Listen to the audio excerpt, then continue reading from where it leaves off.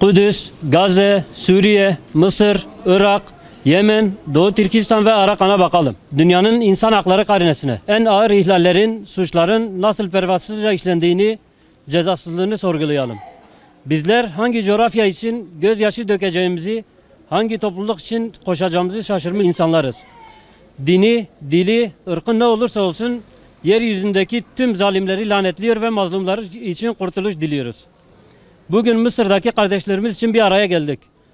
Halk devriminden sonra seçimle göreve gelen ilk Cumhurbaşkanı Muhammed Mursi, Sisi komutasındaki Mısır ordusu tarafından darbeyle düşürülmüştür. Mursi'yi devirdikten sonra Sisi rejimi başta İhvan hareketi olmak üzere darbe karşıtı bütün gruplara yönelik katliamlar yapmaya başlamıştır. Bu katliamlar hala hafızamızdadır ve binlerce kişinin ölümüyle sonuçlanmıştır. Darbeye destek veren ABD yönetimi askeri darbe sonrasındaki bütün suçlardan sorumludur ve Sisi'ye engel olma zorunluluğunu taşımaktadır.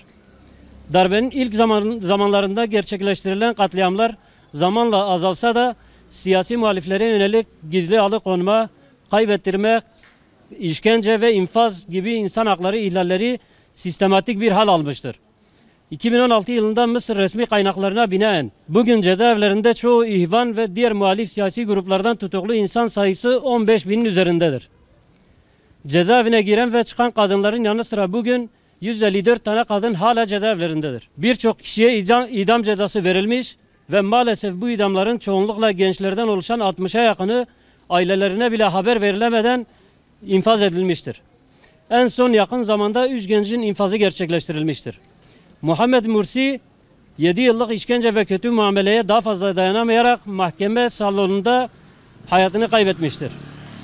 Yaşanan tüm hukuksuzluklar karşısında aralarında kadınların, gencecik öğrencilerin de içinde bulunduğu mahpuslar zaman zaman açlık grevi yaparak dayanılmaz hallerini duyurmaya çalışmışlardır. Bizler dünyanın ve Türkiye'nin farklı yerlerinden insanlar olarak Mısır cezaevlerinde mazlumların yalnız olmadıklarını göstermek için bu mektupları kardeşlerimize gönderiyoruz.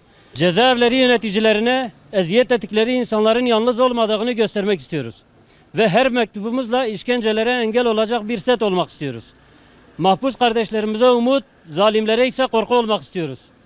Bu vesileyle bütün sivil, uluslararası kurum ve kuruluşları Mısır'daki insan hakları ihlallerini durdurmaya davet ediyoruz. Uluslararası diplomatik heyetler devreye girsin. Alimlerden oluşan heyetler devreye girsin. Birleşmiş Milletler ve Avrupa Birliği'nin işkenceyi önleme komiteleri devreye girsin. İdamlar durdurulsun. İşkenceye son verilsin. Yetkisi olan tüm mercileri, uluslararası mahkemeleri 2013'te yapılan katliamların sorumluları dahil Sisi başta olmak üzere tüm işkencecilerin yargılanması için davet ediyoruz.